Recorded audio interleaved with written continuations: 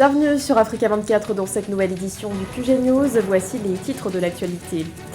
La célébration de la fête de la jeunesse au Cameroun, un événement qui cette année en est à sa 56e édition.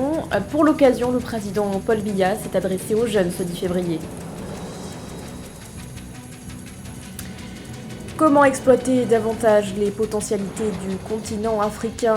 Pour le chef de l'État sénégalais Macky Sall, également président en exercice de l'Union africaine, il faut miser sur la jeunesse qui doit rester au centre des politiques publiques. Et puis retour sur la rupture diplomatique entre l'Algérie et le Maroc, un divorce provoqué notamment par l'épineuse question du Sahara occidental. Les détails à suivre dans ce journal.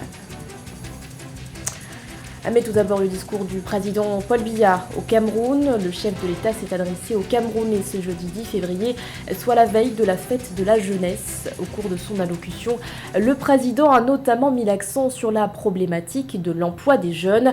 À cet effet, il a annoncé la création d'un Conseil national de l'emploi, une instance qui va pouvoir concrétiser l'objectif gouvernemental des 600 000 emplois créés par an. Je vous propose de l'écouter.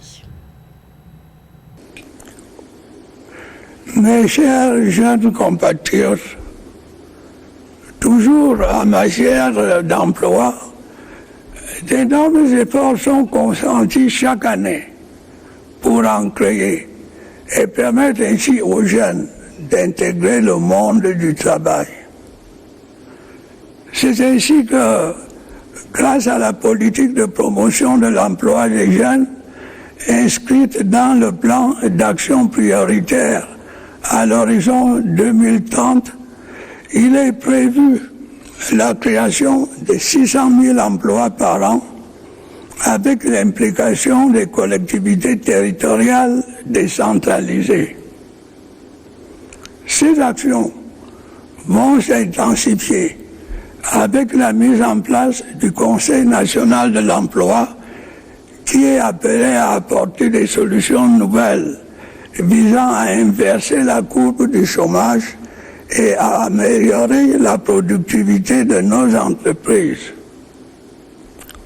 Mais je sais que sur ce plan, le principal handicap a toujours été l'accès des petites et moyennes entreprises aux financements les plus courants. C'est pourquoi le gouvernement envisage à court terme de mobiliser des financements spécifiques nationaux, bilatéraux et multilatéraux pour accompagner la mise en place d'un fonds de garantie en faveur des jeunes entrepreneurs. Ce fonds devra permettre aux porteurs de projets et aux jeunes entreprises de disposer de la garantie nécessaire pour lever les capitaux disponibles sur les marchés financiers ou obtenir des financements auprès des banques classiques. Mais d'ores et déjà, de nombreux programmes sont actuellement mis en œuvre dans le cadre de l'action quotidienne de plusieurs départements ministériels à fort potentiel d'employabilité. Comment exploiter davantage les potentialités du continent africain? Une problématique à laquelle souhaite s'atteler le chef de l'État sénégalais Macky Sall, également président en exercice de l'Union africaine. Pour favoriser son développement économique, l'Afrique pourra compter sur sa jeunesse dans la mesure où en 2050, plus de la moitié de la population aura moins de 25 ans. Ameneji. Le continent africain a d'énormes potentialités en termes de ressources minières, agricoles, démographiques et bien d'autres. Mais pour prendre toute sa place dans l'économie mondiale, l'Afrique a besoin d'investissements massifs sur beaucoup de chantiers de développement. Lors du 35e sommet de l'Union africaine à Addis Abeba en Éthiopie, Macky Sall, président du Sénégal et nouveau président à la tête de l'institution, a relevé les potentialités du continent malgré son retard. L'Afrique continue d'accuser du retard dans le domaine du développement, malgré ses énormes potentialités. 30 millions de kilomètres carrés, plus d'1,3 milliard d'habitants, d'importantes réserves en eau, en hydrocarbures, 40% des réserves d'or, 85 à 95% des réserves de métaux et un tiers des réserves mondiales de bauxite. Connu pour ses terres arables, ses ressources minières non exploitées et la transition démographique qui fera passer la population de 1,3 milliard d'habitants en 2019 à 2,5 milliards en 2050 selon l'Organisation des Nations Unies, l'Afrique dispose du potentiel nécessaire pour installer un climat d'émergence. Il y a une jeunesse créative qui entreprend et réussit. Toutes ces énergies positives contribuent à la transformation structurelle du continent en faisant émerger l'Afrique des infrastructures modernes, routières, autoroutières, ferroviaires, portuaires et aéroportuaires, mais aussi l'Afrique des centrales électriques, de l'agrobusiness, des plateformes industrielles et numériques. Pour le nouveau dirigeant de l'instance panafricaine, aspirer à une Afrique prospère, c'est miser sur le pouvoir de cette jeunesse, levier d'innovation et catalyseur du développement. L'actualité nous emmène également au Mali, où l'opposition a posé une date butoir alors que la fin de la période transitoire approche. Après le coup d'État d'août 2020, la CEDEAO avait accepté une durée de transition de 18 mois, une transition qui pourrait finalement durer 5 ans. C'est pour cette raison qu'à partir du 25 mars prochain, l'opposition annonce qu'elle ne reconnaîtra plus les autorités de transition actuelles. Une position prise ce 9 février par le cadre des partis pour une transition réussie lors d'un séminaire durant lequel l'installation d'un nouveau Conseil national de transition a également été proposée. C'était le 24 août 2021. L'Algérie annonçait par la voix de son ministre des Affaires étrangères, Ramtam Lamamra, la rupture de ses relations diplomatiques avec le Maroc. Des tensions qui se sont accentuées autour de la question du Sahara occidental notamment.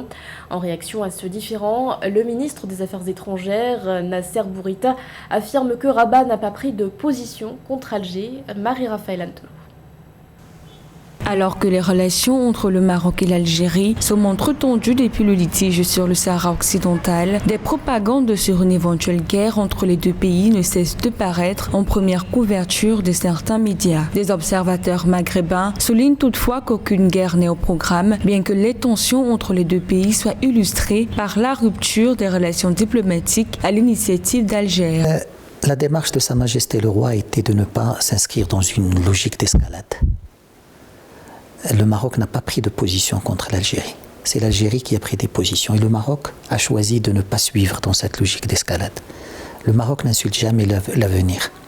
Le Maroc considère aussi que tout ce qui est dans l'excès est insignifiant. Et beaucoup de choses ont été faites dans l'excès. Le 1er novembre 2021, l'Algérie a attribué au Maroc la responsabilité d'un bombardement qui a coûté la vie à 3 camionneurs algériens au Sahara occidental. Le 6 février 2022, lors de la 55e réunion régionale des directeurs des douanes de l'Afrique du Nord et du Moyen-Orient, l'Algérie s'est retirée sous prétexte que la carte complète du Maroc porte le Sahara qui ne lui revient pas entièrement. Le Sahara est marocain par l'histoire, par le droit et par la volonté de sa population. Le Sahara est marocain aussi par la reconnaissance internationale. À travers des accords, à travers des consulats ont été signés qui incluent le Sahara, des pays du Golfe, des pays européens, des pays africains ont confirmé la reconnaissance de la marocanité du Sahara.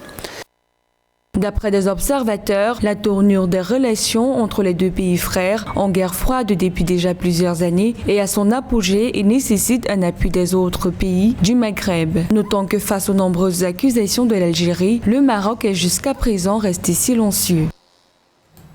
Depuis la dissolution du Conseil supérieur de la magistrature en Tunisie, la colère persiste dans les rangs des magistrats.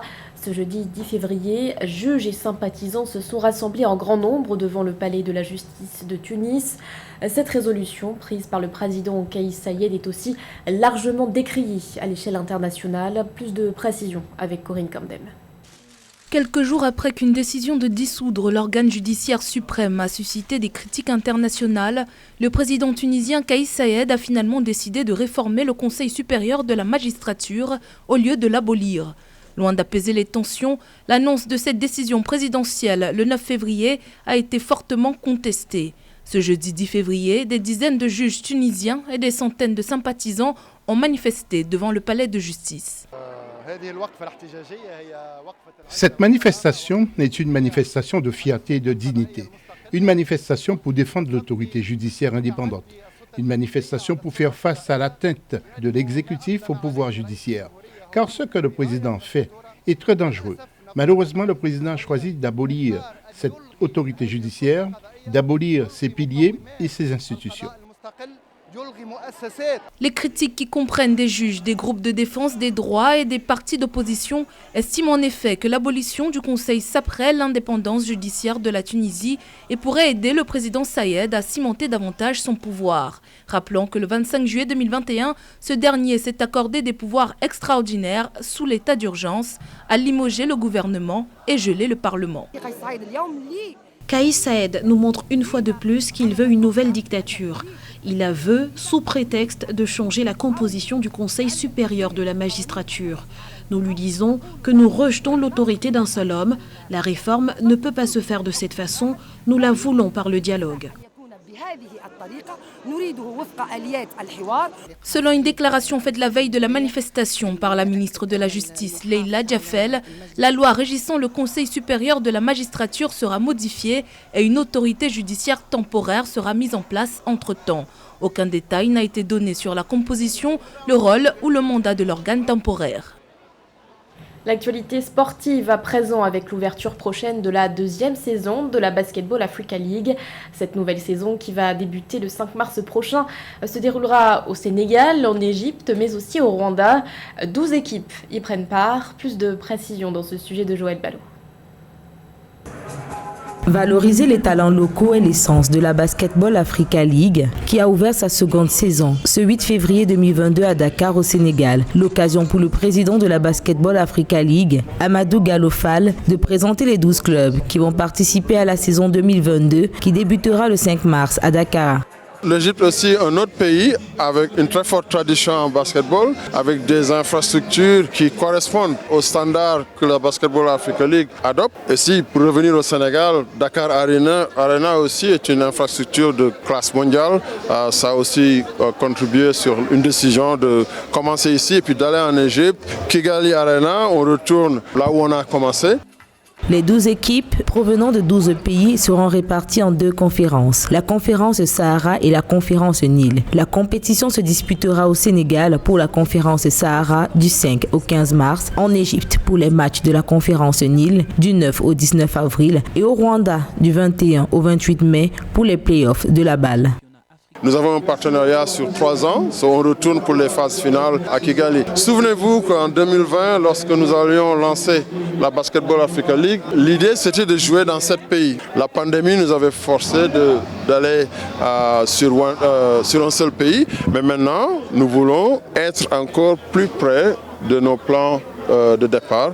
Nous allons passer d'un site à 3, je pense que c'est un bon début. La première saison de la Basketball Africa League s'est tenue du 16 au 30 mai 2021, fruit d'un partenariat entre la NBA, National Basketball Association, et la Fédération internationale de basketball FIBA. La Basketball Africa League vise à révéler les pépites dans cette discipline qui va non seulement renforcer les championnats nationaux africains et par conséquent mieux structurer la Ligue africaine pour une meilleure visibilité à l'international.